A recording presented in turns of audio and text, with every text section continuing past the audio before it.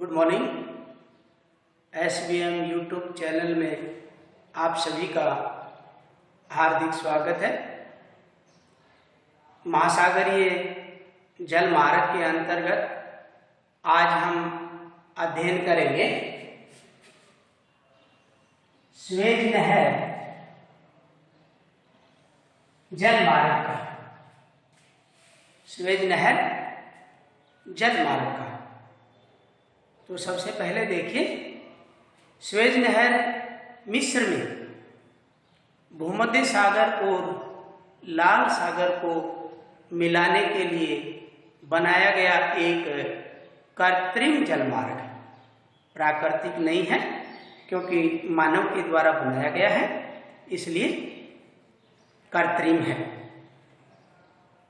यही योजना 1859 में अलेक्जेंड्रिया में स्थित फ्रांसीसी दूतावास के इंजीनियर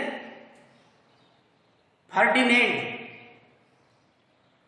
डी लेस्पेस के निर्देशन में शुरू हुई और इस नहर का उद्घाटन 1869 में हुआ। उद्घाटन कब हुआ? 1869 में हुआ। तो इस नहर की जो लंबाई है वो 162 किलोमीटर, औसत उसकी चौड़ाई जो है वो 60 मीटर और जल की जो गहराई है वो 10 मीटर के लगभग है। तो सबसे पहले हम मानचित्र के अंतर्गत देखिए, ये है अफ्रीका महाद्वीप। अफ्रीका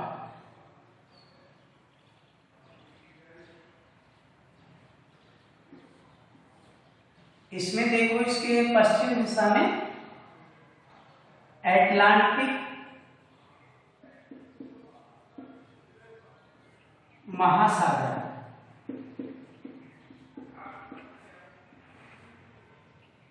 पूर्व में हिंद महासागर,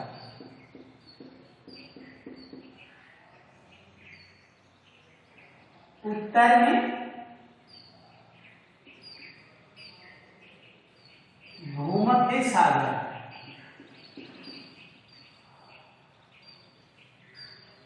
ये इधर हो गया अरब प्रायद्वीप। अरब प्रायद्वीप, प्रायद्वीप किसे कहते हैं?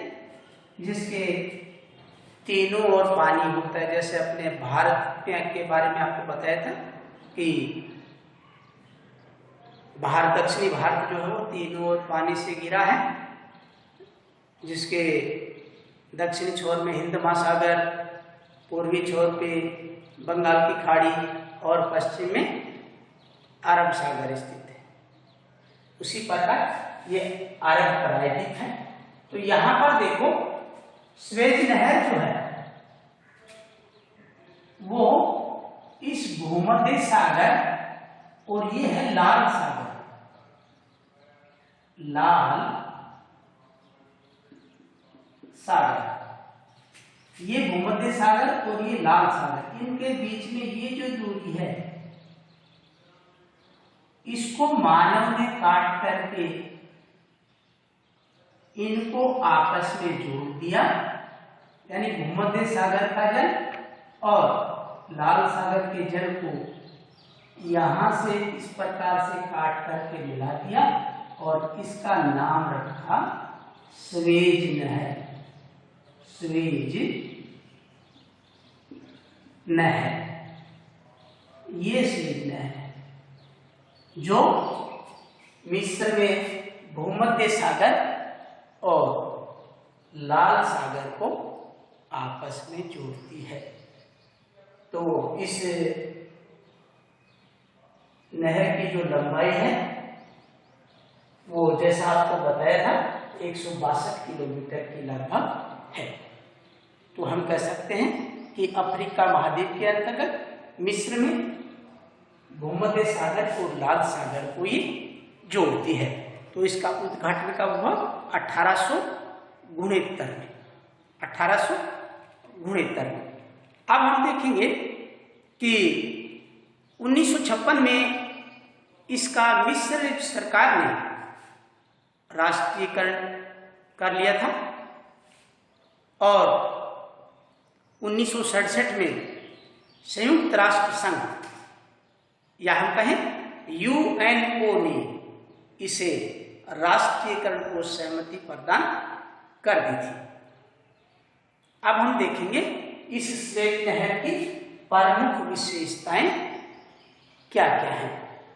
तो सबसे पहले आप देखिए स्वेज नहर की प्रमुख विशेषताओं में नंबर 1, स्वेज नहर मिस्र में भूमध्य सागर और लाल सागर को मिलाने के लिए बनाया गया एक कृत्रिम जलमार्ग है। किस प्रकार का जलमार्ग है? कृत्रिम जलमार्ग है। दूसरी विशेषता देखो इसकी, इस नहर की लंबाई जो है वो 162 किलोमीटर है। कितनी है? 162 किलोमीटर। तीसरी विशेषता में ले लो, इसकी औसत चौड़ाई 60 मीटर तथा इसके जल की गहराई 10 मीटर है। इस नहर में रोजाना प्रतिदिन 100 जलयान, कितने? 100 जलयान आवागमन करते हैं। अगली इसकी विशेषता है कि यह यूरोप को हिंद महासागर में एक नवीन प्रवेश मार्ग प्रदान करता है। यूरोप को हिंद महासागर में एक नवीन प्रवेश मार्ग प्रदान करता है। लिवरपूल एवं कोलंबो के बीच प्रत्यक्ष समुद्री मार्ग की दूरी को उत्तम आशा अंतरिक्ष मार्ग की तुलना में लगभग 1600 किलोमीटर की दूरी में क्या हो गई? बचत हो गई। क्योंकि पहले जलयान जो थे उत्तम आशा अंतरिक्ष से चक्कर लगा के जाते थे, तो 1600 किलोमीटर की दूरी की बचत हो गई। कब? स्वेज नहर बन जाने के बाद। तो इस नहर के सहारे एक रेल मार्ग स्वेज तक जाता है और फिर इस्माइलिया से एक शाखा काहिरा को जाती है। एक बात आपको और बता दें कि नील नदी से नोगम्य यानी नाव चलने वाली ताजा पानी की नहर भी स्वेज नहर से इस्माइलिया में आकर के मिलती है। इस स्वेज नहर जलमार्ग के निर्माण से पूर्वी देशों और यूरोप तथा पश्चिमी देशों के मध्य व्यापारिक महत्व बढ़ने से वस्तुएं भी सस्ती हुई हैं, व्यापार में वृद्धि हुई है और इस नहर से विश्व का सबसे लंबा समुद्री मार्ग कौन सा था? उत्तरी अटलांटिक महासागरीय जल मार्ग। तो इस नहर से विश्व का सबसे लंबा समुद्री मार्ग जो अटलांटिक महासागर से लेकर भूमध्य सागर और स्वेज नहर से होता हुआ हिंद महासागर के उत्तरी पूर्वी भाग तक जाता है। इसे पश्चिमी यूरोप, भूमध्य सागर और हिंद महासागरीय जल मार्ग के नाम से जाना जाता है। तो उसके लिए भी ये नहर जो है वो बहुत ही सहायक सिद्ध हुई है। इसी प्रकार इसे पश्चिमी यूरोप, भूमध्य सागर, हिंद महासागर के नाम से भी जाना जाता है। उत्तरी अमेरिका तथा यूरोप से एशियाई देशों जैसे सऊदी अरब है, इराक है, ईरान है, भारत है, श्रीलंका है, थाईलैंड है, सिंगापुर है, इंडोनेशिया है आदि तक जलयान जो हैं वो इसी मार्ग से गुजरते हैं। जैसा कि आपको पहले बताया था कि लिवरपूल एवं कोलंबो के बीच प्रत्यक्ष समुद्री मार्ग की दूरी को उत्तम आशा अंतरिक्ष मार्ग की तुलना में लगभग 1600 किलोमीटर की दूरी की बचत हुई है, या हम कहें कि 1600 किलोमीटर की दूरी कम हो गई है। तो इतने में देखो 1600 किलोमीटर की दूरी जब तय करता है एक जलयान, तो उसमें कितना समय, श्रम, धन इन सब की बचत होती है।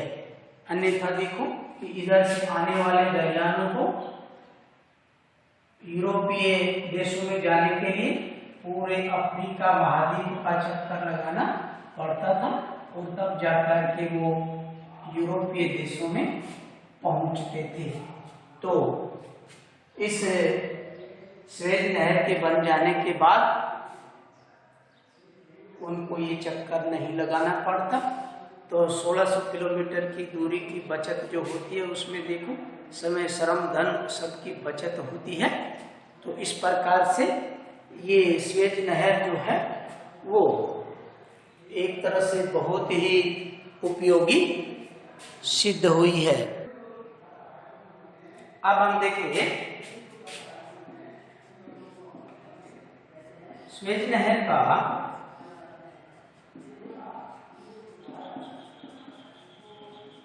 व्यापारिक महत्व। जैसा कि हमने पढ़ा था कि इस स्वेज नहर में प्रतिदिन लगभग 100 जलयान आवागमन करते हैं। यह यूरोप को हिंद महासागर में एक नया जल मार्ग भी प्रदान करता है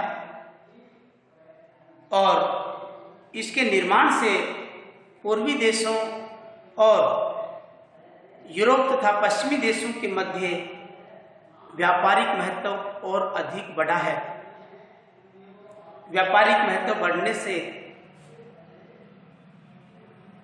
वहाँ की जो वस्तुएं हैं, दैनिक उपयोग की जो चीजें हैं, वो सभी सस्ती हुई हैं और इस मार्ग से आवागमन के साधनों में वृद्धि हुई है और साथ साथ में व्यापार में भी तेजी आई है। इस नहर का, या हम कहें कि इस नहर से विश्व का सबसे लंबा समुद्री मार्ग अटलांटिक महासागर से लेकर भूमध्य सागर और स्वेज नहर से होता हुआ हिंद महासागर के उत्तरी पूर्वी भाग तक जाता है। इसे पश्चिमी यूरोप, भूमध्य सागर, हिंद महासागर के नाम से भी जाना जाता है। तो स्वेज नहर मार्ग से फारस की खाड़ी के देशों से, या हम कहें फारस की खाड़ी के देशों से खनिज तेल, भारत तथा अन्य एशियाई देशों से अभ्रक, लोहा, एसर, मैग्नीज, चाय, कहवा, जूट, रबड़,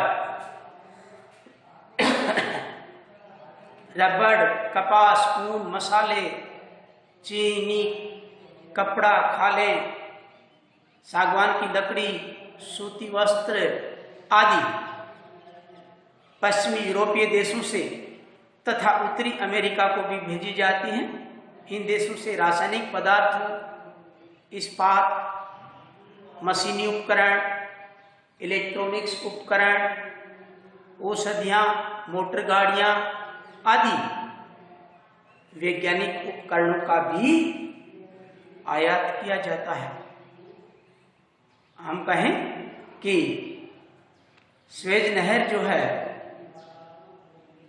इसके बनने के बाद में पश्चिमी यूरोपीय देशों का एशियाई देशों के साथ व्यापारिक संबंध बढ़े हैं। दोनों के बीच व्यापारिक संबंध सुधरे हैं। दोनों को एक दूसरे से पर्याप्त लाभ मिले हैं। तो इस प्रकार से हम कह सकते हैं कि स्वेज जल मार्ग जो है वो इन सभी देशों के बीच आयात निर्यात में बहुत ही सहायक सिद्ध हुआ है और व्यापार में उत्तरोत्तर वृद्धि हुई है। एक दूसरे के जो आयातित निर्यातित जो वस्तुएं हैं वो भी सस्ती हुई हैं।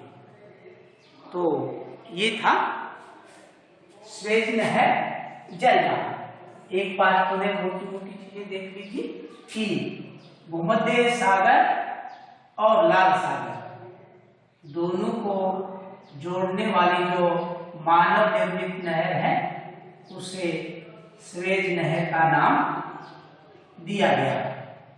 इस नहर की लंबाई 162 किलोमीटर है, चौड़ाई 60 मीटर है, गहराई 10 मीटर है। इसमें प्रतिदिन 100 जलयान आवागमन करते हैं। इसके निर्माण से पूर्वी देशों और यूरोपीय तथा पश्चिमी देशों के मध्य व्यापारिक महत्व बढ़ा है। व्यापारिक महत्व की वस्तुएं जो हैं वो बहुत ही सस्ती हुई हैं। तो 12th क्लास में परीक्षा की दृष्टि से स्वेज और पैनामा दोनों ही बहुत महत्वपूर्ण जलमार्ग हैं। दोनों की तुलना भी की जा सकती है।